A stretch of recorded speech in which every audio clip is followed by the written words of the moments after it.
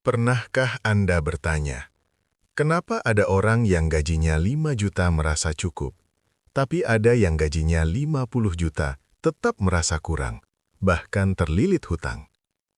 Banyak orang mengira masalah finansial itu solusinya adalah matematika. Tambah pemasukan, kurangi pengeluaran, selesai. Padahal faktanya tidak sesederhana itu. Masalah uang sejatinya adalah masalah psikologi dan logika. Di episode Tata Nalar kali ini, kita tidak akan membahas cara menghitung saham atau menabung receh. Kita akan membedah mesin di balik dompet Anda, yaitu otak Anda. Karena jika wadah berpikirnya bocor, seberapa deras pun rezeki yang dituang, ia akan tetap habis tak bersisa. Mari kita tata nalar kita soal uang. Mari kita mulai dengan fakta pahit. Sebagian besar pengeluaran kita tidak didasarkan pada logika kebutuhan, melainkan pada gejolak emosi. Dalam psikologi, ada hubungan erat antara spending atau belanja dengan regulasi emosi.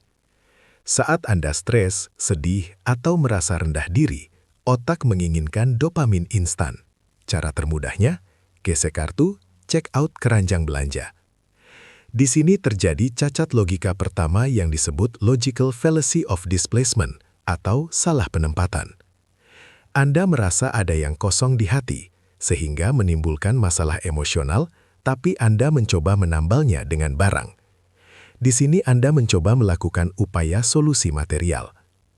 Anda beli sepatu mahal bukan karena butuh alas kaki, tapi karena butuh pengakuan atau validasi. Anda traktir teman berlebihan bukan karena dermawan, tapi karena takut tidak diterima, yang biasa disebut dengan istilah fear of rejection. Inilah tanda nalar finansial yang tidak sehat. Kita menggunakan uang untuk membeli perasaan, bukan membeli kegunaan. Selama pola pikir ini tidak disembuhkan, Anda tidak akan pernah kaya, karena emosi manusia itu sumur tanpa dasar. Jebakan kognitif. Kenapa kita sering tertipu otak sendiri?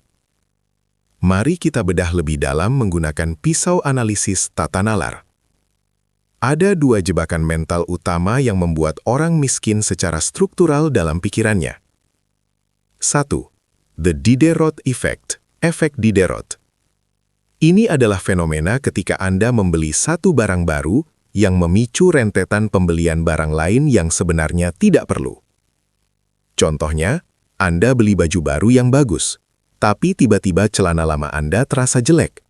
Selanjutnya, Anda membeli celana baru. Lalu giliran sepatunya terasa tidak cocok. Kemudian beli sepatu baru, dan begitu terus-menerus. Cacat nalar adalah ketika Anda kehilangan identitas diri dan menggantungkannya pada keserasian barang. Nalar Anda dikendalikan oleh benda mati. 2. Bandwagon effect atau ikut-ikutan. Ini penyakit paling umum di era media sosial. Investasi di kripto karena teman untung. Beli saham gorengan karena influencer bilang bagus. Ini adalah proses konklusif tanpa kognitif. Anda langsung melompat ke keputusan beli, investasi, tanpa melewati proses berpikir yang merupakan proses analisa risiko. Dalam tata nalar, ini disebut bunuh diri intelektual. Anda menyerahkan kemudi finansial Anda pada orang lain. Kesehatan berpikir dalam finansial berarti memiliki imunitas mental. Saat melihat diskon, saat melihat tren, nalar Anda harus mampu berkata, "Tunggu dulu, ini keinginan daging secara emosi atau kebutuhan logis?" Lantas, bagaimana cara menyembuhkannya? Saya tawarkan sebuah kerangka berpikir atau framework sederhana yang bisa Anda praktikkan mulai hari ini. Sebelum mengeluarkan uang di atas nominal tertentu, misalnya di atas 500.000, ajukan 3 pertanyaan ini ke pengadilan nalar Anda. Saringan 1, utilitas versus identitas. Apakah saya membeli fungsi barang ini, atau saya membeli citra diri yang dilesatkan barang ini? Jika Anda membeli jam tangan untuk melihat waktu, itu fungsi. Jika Anda membeli untuk dilihat orang lain, itu citra. Orang kaya beli fungsi. Orang yang ingin terlihat kaya beli citra. Saringan 2. Cost per use, atau biaya per pemakaian. Jangan lihat harga labelnya, lihat harga pemakaiannya. Barang seharga 1 juta yang dipakai setiap hari selama setahun, jauh lebih murah secara nalar daripada barang 100.000 yang cuma dipakai sekali lalu jadi sampah lemari. Nalar sehat menghitung nilai, bukan cuma harga. Saringan 3. The 24-hour rule atau jeda kognitif. Jangan pernah mengambil keputusan finansial besar saat emosi sedang tinggi, yaitu ketika terlalu senang atau terlalu sedih. Maka, berikanlah jeda 24 jam. Biarkan sistem emosi otak pada sistem limbik mereda, dan biarkan sistem logika korteks prefrontal mengambil alih.